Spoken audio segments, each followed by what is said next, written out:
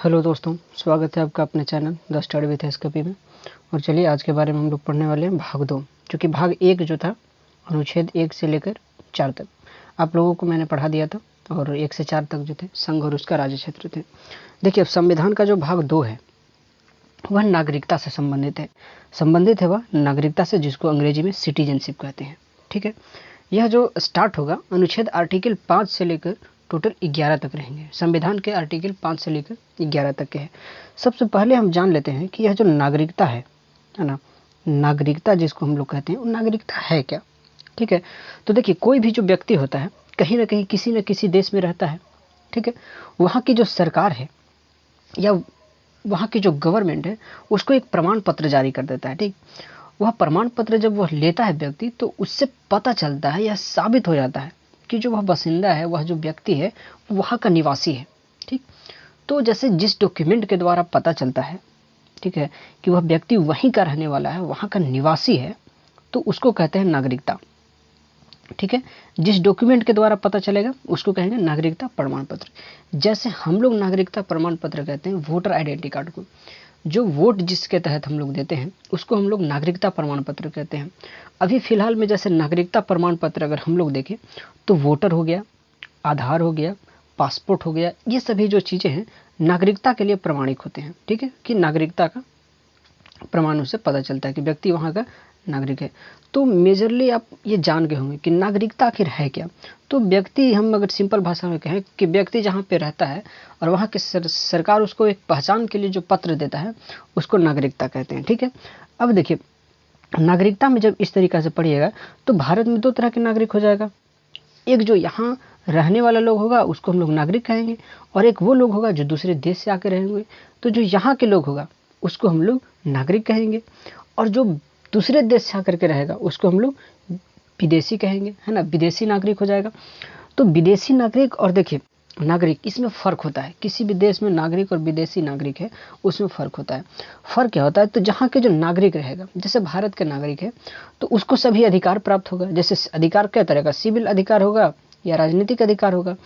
तो अगर सिविल अधिकार की बात करें तो जैसे कोई जॉब है, ठीक है, जैसे यूपीएससी है, बीपीएससी है, जो बड़े बड़े जॉब हैं वहाँ पे वह जा सकता है। रेलवे वगैरह जो भी एग्ज़ाम है उसमें वो भाग ले सकता है, नौकरी कर सकता है। अगर राजनीतिक हम बात करें, राजनीतिक तरीक़ा से बात करें, तो जैसे मतदान में भाग ले सकता है, चुनाव दे सकता है, चुनाव लड़ सकता है। ठीक है, राष्ट्रपति, जो बड़ा बड़ा पद है, राष्ट्रपति, प्रधानमंत्री, ये सभी चीज़ों पर वो बन सकता है। बनने के योग कौन होता है, तो देश का नागरिक होता है, जो यहाँ का नागरिकता प्राप्त किए हुए होता है, जहाँ का नागरिकता जो प्राप्त किए होता है। लेकिन विदेशी लोगों को ये सभी चीज़ें नहीं मिलती है। विदेशी जो लोग रहेंगे वो चुनाव में क्यों लड़ेंगे, उनको चुनाव लड़ने का अधिकार कैसे रहेगा, क्योंकि यहाँ की व्यवस्था को समझना जरूरी है, उनको जानना जरूरी है, तब वो लड़ सकते हैं। अब देखिए, विदेशी जो होते हैं, विदेशी जो यहाँ पे नागरिक होंगे, अब वो भी 2 तरीक़ा के नागरिक हो जाते हैं। एक विदेशी मित्र होते हैं और विदेशी शत्रु होते हैं। तब कहिएगा कि विदेशी मित्र क्या होता है और विदेशी शत्रु क्या कौन होता है। तो सिंपल भाषा में समझ जाइए कि भारत का संबंध जिस देश से अच्छा होगा और उस देश का व्यक्ति अगर भारत में रह रहा होगा तो उसको हम लोग कहेंगे विदेशी मित्र नागरिक। ठीक है, जैसे अमेरिका है, ब्रिटेन है, या हम और भी कोई देश को कहें, नेपाल है, भूटान है, बांग्लादेश है, ये सभी हमारे मित्र राष्ट्र हैं, पड़ोसी देश हैं। पड़ोसी देश एक और है पाकिस्तान, उसका नाम ही सुन करके चढ़ जाता है ना। तो जैसे वो विदेशी शत्रु की तरह रहता है, क्योंकि हमारा और उसका संबंध हमेशा टकराव का रहता है, तो उसको हम विदेशी शत्रु कह सकते हैं। और जिसके साथ में मेरा अच्छा संबंध है, ठीक है, उसको हम लोग कहेंगे विदेशी मित्र, है ना। तो आप विदेशी मित्र और विदेशी शत्रु आप समझ गए होंगे। ठीक है, यह नागरिक के ही क्रम में आते हैं। ठीक है, उसके बाद अगर हम लोग आगे अगर बढ़ते चले तो अब भारतीय नागरिकता में को हम लोग देख लेते हैं कि भारतीय नागरिकता आखिर है क्या। तो देखिए, भारतीय नागरिकता के बारे में जो संविधान में वर्णन है वो भाग 2 में इसके बारे में बताया गया है। आर्टिकल 5 से लेकर 11 तक है, यानी 5 to 11 तक है। और नागरिकता का जो प्रमाण है भारत में वह एकल नागरिकता है। कैसी नागरिकता है, तो एकल नागरिकता, यानी कि जैसे मान जाइए कि यहाँ पे 28 राज्य है और 8 केंद्र शासित प्रदेश है, तो ऐसा नहीं है कि भारत इस संघ में, ठीक है, भारत का एक नागरिकता अलग रहेगा और जैसे राज्य है बिहार, झारखंड, उत्तर प्रदेश, तो उसका नागरिकता एक अलग रहेगा। ये ऐसा नहीं है। हाँ, उसके लिए एक प्रमाण पत्र दिया जाता है, निवास प्रमाण पत्र। वो वैलिड बताता है कि आप निवास करने वाले कहाँ हैं, ठीक है, रहने वाले कहाँ के हैं। यह नहीं बताता है कि तुम नागरिक यहाँ के हो, ठीक है। नागरिकता का प्रमाण पत्र निवास प्रमाण पत्र को नहीं कह सकते हैं, ठीक है। तो जो हम मेजरली बताता है वो एकल नागरिकता है। जैसे भारत में एक ही नागरिकता है, वोटर आईडी कार्ड एक ही होता है और वह पूरी दुनिया को बता देता है कि आप भारत का आदमी है। यह एकल नागरिकता का जो प्रावधान है हमारे संविधान में जो लाया गया है, वह लाया गया ब्रिटेन से, ठीक है। यह लाया गया ब्रिटेन से, ठीक है। अब हम लोग आगे बढ़ते हैं अनुच्छेद की तरफ। तो अनुच्छेद 5, देखिए संविधान जब लागू हुआ, संविधान लागू कब हुआ? तो 26 जनवरी 1950 को लागू हुआ। आप सब जानते हैं कि 26 जनवरी 1950 को लागू हुआ। तो आर्टिकल 1 इसीलिए है ये था, ठीक है। वो एकदम जो अनुच्छेद आप देखिएगा ना, तो वो इसीलिए बनाया गया था, उस समय की स्थितियों को देखकर बनाया गया था, नागरिकता को, ठीक है। अभी के दौर में वो काम नहीं कर सकता। जैसे देखिए अनुच्छेद 5 कहता है कि संविधान के प्रारंभ होने के समय भारत में रहने वाले वे सभी व्यक्ति यहाँ के नागरिक होंगे जिनका जन्म भारत में हुआ हो या जिनका माता या पिता भारत के नागरिक हो, ठीक है। और जब संविधान लागू हो रहा था तब वो भारत में रह रहे थे, ठीक। तो ऐसा जब कोई रहेगा कि संविधान जब लागू हो रहा था उस समय भारत का नागरिक होना चाहिए, माता या पिता में से कोई एक, दोनों हो तो और अच्छा है, एक हो तो भी चलेगा, लेकिन अगर भारत के नागरिक होंगे तो उनको भारत का नागरिकता मिल जाएगा। यह अनुच्छेद 5 कहता है संविधान के प्रारंभ में। उसके बाद देखिए, अब उस समय आपको पता हो कि द्विराष्ट्र सिद्धांत था। जब 1947 में देश आज़ाद हुआ तो 2 राष्ट्र बने थे, एक पाकिस्तान और एक इंडिया बना था, यानी भारत था। भारत जो कि भारत से कट के बना था। तो आपको पता होगा कि इस समय व्यक्तियों का पलायन हुआ था। जैसे पलायन की अगर बात करें तो यानी जो भारत का साइड में पाकिस्तान पड़ता है और इधर जो इलाका है, आप देखिएगा राजस्थान, गुजरात है, उसके बाद पंजाब है, सबसे ज़्यादा पंजाब इसमें प्रभावित रहा। तो कुछ पंजाब से लोग चले गए पाकिस्तान। पाकिस्तान से जिनको लगा कुछ लोगों को कि हमें पाकिस्तान में तकलीफ है तो चले आए इंडिया में। तो इन सभी चीज़ों को लेकर के भी उस समय बनाई गई। जैसे अनुच्छेद 6 इसी को लेकर कहता है कि कुछ वैसे व्यक्तियों के नागरिकता का अधिकार जो पाकिस्तान से भारत में आए थे, ठीक है। कुछ ऐसे व्यक्ति जो पाकिस्तान से भारत में आ गए थे उनको नागरिकता किस तरीका से मिलेगा इसके बारे में बताता है अनुच्छेद 6। लेकिन इसमें कुछ डेट रहता है, ठीक है। डेट 1948 से है कि 1948 तक उनको चले आना चाहिए था, ठीक है। उसके बाद अगर आते हैं तो उनको नहीं दिया जाएगा, ठीक। लेकिन अगर वो चले आते हैं तो कोई बात नहीं, उनको पंजीकरण करवा के यहाँ कम से कम 6 माह रहना पड़ता उस समय, ठीक है, तभी उनको मिलता। ये अभी के दौर में नहीं है कि अभी अगर कोई चले आए तब। ये देखिए डायरेक्ट कह दिया है कि संविधान लागू जिस समय हुआ था तब, ठीक है, पाकिस्तान से जब कोई लोग आ गए थे उनके लिए। उसके बाद अनुच्छेद अगर 7 को हम लोग देखें तो 7 कहता है वह व्यक्ति जो भारत में था और भारत से पाकिस्तान चला गया था। एक तो आया यही रह गया, लेकिन भारत के आदमी भारत से पाकिस्तान चला गया, लेकिन कुछ महीना बाद, कुछ दिन बाद उसको लगा कि नहीं, भारत मेरे लिए सूटेबल नहीं है, ये सॉरी पाकिस्तान मेरे लिए सूटेबल नहीं है, यहाँ के लोग सूटेबल नहीं है, तो चलिए हम लौट करके चले जाते हैं भारत। और वह व्यक्ति फिर से लौट करके भारत आ जाता है, ठीक। तो वह भारत का नागरिक बनेगा, उसको मिलेगा, लेकिन उसको एक प्रार्थना पत्र देना पड़ेगा, ठीक है। और प्रार्थना पत्र देने के बाद उसको 6 महीना रहना पड़ेगा, ठीक है, तब उसको नागरिकता मिल जाएगा। यह अनुच्छेद कहता है जैसे भारत पाकिस्तान से भारत चले आए डायरेक्ट उसको नागरिकता मिल जाएगा 6, लेकिन भारत से पाकिस्तान जाए और पाकिस्तान से फिर लौट के चले आए वह अनुच्छेद 7, जाना भी आना भी, ठीक।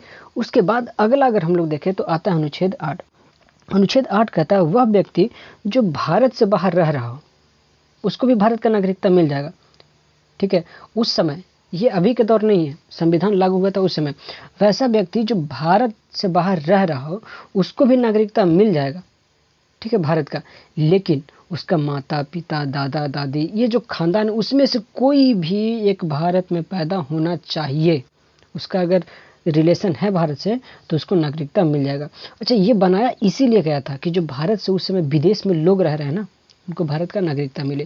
जैसे आपको पता होगा कि बहुत से भारतीय थे जो विदेश में रह करके आंदोलन कर रहे थे उस वक्त, और आंदोलन के बाद जब देश आज़ाद हुआ तो ऐसा नहीं कि वो लौट करके चले आए थे, वो लोग वहीं थे, तो उनको भी भारत का नागरिकता मिलना चाहिए था, ठीक। तो वैसे लोगों के लिए यह अनुच्छेद 8 बनाई गई थी। ठीक है, अब उसके बाद अगर हम लोग आगे देखते हैं तो आगे कहता है अनुच्छेद 9 में कि भारत से विदेश जाकर कोई अगर व्यक्ति बस जाता है, ठीक है, तो वह व्यक्ति भारत का नागरिक नहीं माना जाएगा। ठीक है, भारत से अगर विदेश जाकर के रहता है तो वो भारत का नागरिक है, भारत का नागरिक है, ऐसा बात नहीं कि भारत का नागरिक नहीं है, भारत का नागरिक है। वह तब नहीं रहेगा जब वह किसी अन्य देश का नागरिकता ग्रहण कर लेगा।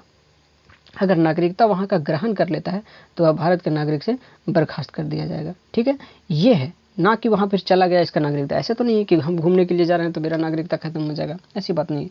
अगर वहां जाके बस जाएगा और वहां का नागरिकता ग्रहण कर लेगा वहां के नियम कानून के अनुसार, तब तो उसको भारत का नागरिकता खत्म कर दिया जाएगा। ठीक है, उसके बाद अनुच्छेद 10 जो कहता है नागरिकता संबंधी जो अधिकार है उसको बना रहना। ठीक है, कब तक? जब तक संसद चाहे। अब इसका मतलब ये नहीं कि संसद जब जिसको चाहे तब किसी की भी नागरिकता को छीन ले, ऐसा बात नहीं है कि नागरिकता को वो छीन ले। संसद के इसको शक्ति इसलिए दिया गया है कि देखिए कोई भी व्यक्ति होता है जब कोई गलत काम कर दे, ऐसा काम जो भारत के लिए एकदम शर्मिंदगी हो, ठीक है, और वह किसी दूसरे देश के लिए वो बता रहा है कि वह देश महान है, भारत अपना जो है उसको, जैसे कहते हैं ना कि जिस थाली में खाए उसी थाली में को छेद कर दिया, तो उस स्थिति में उससे थाली छीन लेना चाहिए कि ताकि वह थाली को छेद ना करे। तो इस स्थिति में उसकी नागरिकता को छीन ले जा सकती है। ठीक है, और संसद चाहे तो उसकी नागरिकता को छीन सकता है। कब? जब वह कोई गलत काम कर दे, ऐसा काम जो भारत के परिप्रेक्ष्य में नहीं है। ठीक है, वह भारत को ठेस पहुंचाता है, पूरे राष्ट्र को ठेस पहुंचाता है, तो उसकी नागरिकता को छीन ली जा सकती है। ठीक है, उसके बाद अनुच्छेद 11 जो लास्ट है वह कहता है संसद को यह अधिकार दिया गया, छीनने का भी अधिकार उसी को है तो बनाने का भी अधिकार ऑब्वियसली उसी को होगा। संसद को यह अधिकार है कि नागरिकता के अर्जन, मतलब नागरिकता को पाने का और नागरिकता को समाप्त करने, कौन व्यक्ति यहाँ रहेगा, किसकी नागरिकता यहाँ होगी नहीं होगी, उसको समाप्ति का जो भी कानून होगा वह संसद बनाएगा। कौन बनाएगा? संसद बनाएगा। अच्छा, संसद बनाएगा तो संसद में आपको पता होगा कि आपको डिवाइडेड हो जाता है, राष्ट्रपति, मंत्रिमंडल, ये सभी चीज़ें मिल जाती है जब राज्यसभा, लोकसभा, ठीक है, राष्ट्रपति, तब जाकर के संसद का निर्माण होता है, मंत्रिमंडल का गठन होता है। और इन चीज़ों, ऐसा तो नहीं कि अब कौन बनाएगा, तो इसमें जो स्पेशली होता है कानून बनाने के लिए वो होता है गृह मंत्रालय। याद रखिएगा कि नागरिकता संबंधी कानून निम्न में से कौन सा मंत्रालय बनाता है, आपको आएगा। ठीक है, तो वहाँ पे आएगा गृह मंत्रालय, जिसको अंग्रेजी में कहते हैं होम मिनिस्ट्री। ठीक है, नागरिकता संबंधी कानून कौन बनाएगा? होम मिनिस्ट्री बनाएगा। अभी आपको पता होगा कि 2019 में नागरिकता संशोधन बिल जो लेकर के आए थे वो कौन लेकर के आए थे। ठीक है, तो अब उसके बाद हम लोग देख लेते हैं संविधान जब प्रारंभ हुआ तो पहली बार जो नागरिकता का अधिनियम लाया गया 1955 में लाया गया। ठीक है, तो 1955 में जब लागू हुआ तो देखिए उसके में अभी तक जब लागू हुआ तो उस समय आपको देख ही लिया कि अनुच्छेद में क्या है। वो जो 1 से आप 9 तक अनुच्छेद देखे होंगे, 8 तक अनुच्छेद देखे होंगे, वो ठीक एकदम उसी प्रकार से है जब संविधान लागू हुआ उस समय की स्थिति को। क्या अभी की स्थिति को वो मेल करेगा? नहीं कर पाएगा। तो उस समय की स्थितियों से है। अगर अभी की स्थितियों से देखें तो उसी को चेंज करने के लिए इसमें करीब लगभग 9 बार अभी तक चेंज किया जा चुका है। लगभग हम बात कर रहे हैं, ज़्यादा ही हो सकता है, कम नहीं होगा। लगभग जो मेजरली हैं उनको हमने देखा है तो करीब 9 बार इसको चेंज किया जा चुका है। कब कब? तो 1957 में, 1960 में, 1985 में, 1986 में, 1992 में, 2003 में, 2005 में, 2015 में, उसके बाद 2019 में। जो सबसे खतरनाक रहा 2019 में अगर हम बात करें, जिसमें आपने सुना होगा NRC, CAA, जो ये सभी चीज़ें जो आई थी, कैब वगैरह, तो अब इसमें आपको समझ में आया होगा। चूंकि हाल फिलहाल वाला चीज़ें ज़्यादा समझ में रहती है। अब नागरिकता इसमें देखिए 2003 का जो संशोधन है ये थोड़ा सा मेजरली है। नागरिकता संशोधन अधिनियम जो 1955 था, ठीक है, जो पहला संशोधन अधिनियम था, उसको 2003 के तहत निरस्त कर दिया गया कि अब ये नहीं चलेगा, अब इसका कोई जरूरी नहीं है, चूँकि यह अभी के तौर तरीका से मेल नहीं खाता है। ठीक है, और इसका कुछ गलत उपयोग बहुत ज़्यादा हो जा रहा है। ठीक, तो इस तरीका से उसको ख़त्म कर दिया गया। ठीक है, उसको निरस्त कर दिया गया। अब देखिए 1955 वाला थोड़ा सा हम लोग देख लेते हैं कि था कि आखिर था क्या, क्योंकि उसी के बारे में ज़्यादा जब कभी कभार पूछा करता है। तो भारतीय नागरिकता अधिनियम 1955 के द्वारा 5 आधार पर नागरिकता प्राप्त किया जा सकता था। आप तो समझ गए कि नागरिकता प्राप्त करेगा संविधान के जब प्रारंभ होगा, तब कोई व्यक्ति जन्मा रहेगा तब, तो कैसे? तो हम लोग देखते हैं 5 गो कौन कौन है। सबसे पहला जो है जन्म के आधार पर, दूसरा है वंश परंपरा के आधार पर, यानी वंश के आधार पर, तीसरा है देशीकरण के आधार पर, चौथा है पंजीकरण के और 5वां है भूमि विस्तार। देशीकरण को हम डायरेक्ट ये कह सकते हैं प्राकृतिकरण या नेचुरलाइजेशन, ठीक है, उसके तहत किया जा सकता है। अब उसको हम लोग देखते हैं सबसे पहला जन्म के द्वारा। जन्म के द्वारा कैसे करेगा? तो प्रत्येक व्यक्ति जिसका जन्म 26 जनवरी 1950 को या उसके बाद भारत में हुआ है, संविधान लागू होने से पहले या संविधान लागू होने के बाद हुआ, वह भारत का नागरिक हुआ। सिंपल, ये तो है। और इसी चीज़ों के तहत जो हमारे पूर्वज हैं उनको नागरिकता मिला, यानी जो दादा के बाद हम उन चीज़ों हैं उन लोगों को मिला है। इसमें से वो बच्चे शामिल हैं, विदेशी के बच्चे शामिल नहीं होंगे। ऐसा नहीं कि विदेशी के बच्चा विदेशी को यहाँ पे रह रहा है, ठीक है। जैसे मान लीजिए उस समय लॉर्ड माउंटबेटन थे, ठीक है, उस समय जो वाइसराय थे, अब उनका बेटा यहाँ जन्म हो जाए तो उसको भारत की नागरिकता मिल जाए, ऐसा नहीं, विदेशियों को नहीं।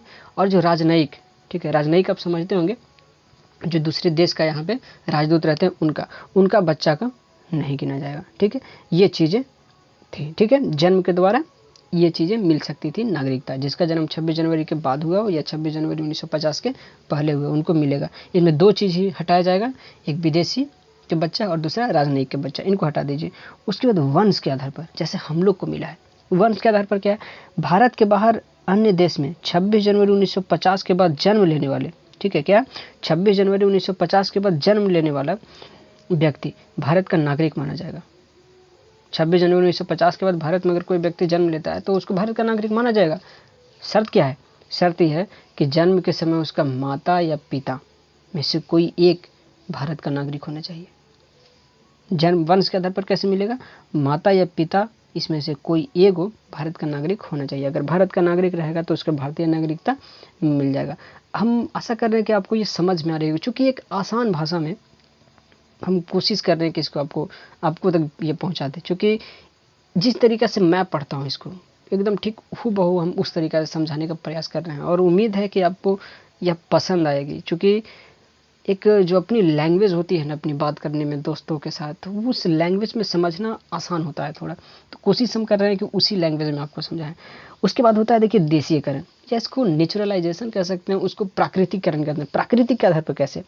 तो प्राकृतिकरण के आधार पर ऐसे कि केंद्र सरकार को हम एक आवेदन दे देते हैं, प्राकृतिक रूप से देंगे, नागरिकता प्रमाण पत्र प्रदान करेंगे, और यदि वो हमें कुछ योग्यता है तो हमको नागरिकता मिल सकता है। जैसे हमको भारत में कोई होता है ना कि बवाल नहीं किए रहना चाहिए। बवाल मतलब आप समझ रहे हो कि बम की ना फोड़ दिए रहे, ऐसा काम नहीं किए हुए रहना चाहिए।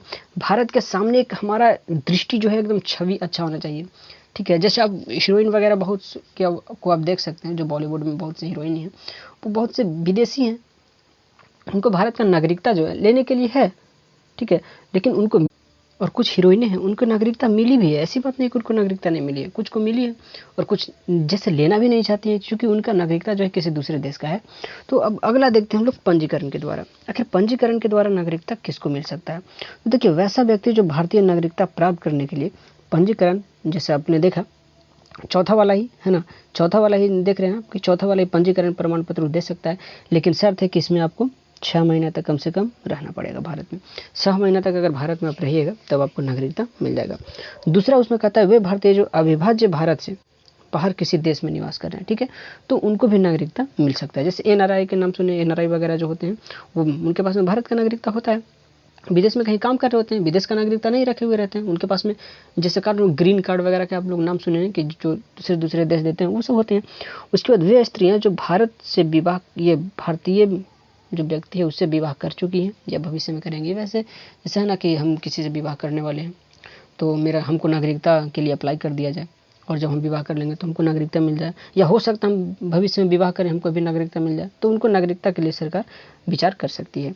उसके बाद भारतीय नागरिक के जो है नाबालिग बच्चे, इन नाबालिग बच्चों को, जैसे हम लोग बचपन में हम लोग के पास में कोई नागरिकता नहीं था, हम लोग का जो पहचान था हम लोग के माँ बाप से था, तो भारत के नागरिक हुए थे। लेकिन जब हम बालिग हो जाएंगे तो हमको थोड़ी पूछेगा कि 6 महीने से तो था कि नहीं था, क्योंकि मेरा वंश है, वंश के आधार पर वैश्वीकरण के देशीकरण सभी को देख करके हमें यह नागरिकता दे दी जाएगी पंजीकरण के द्वारा, ठीक है।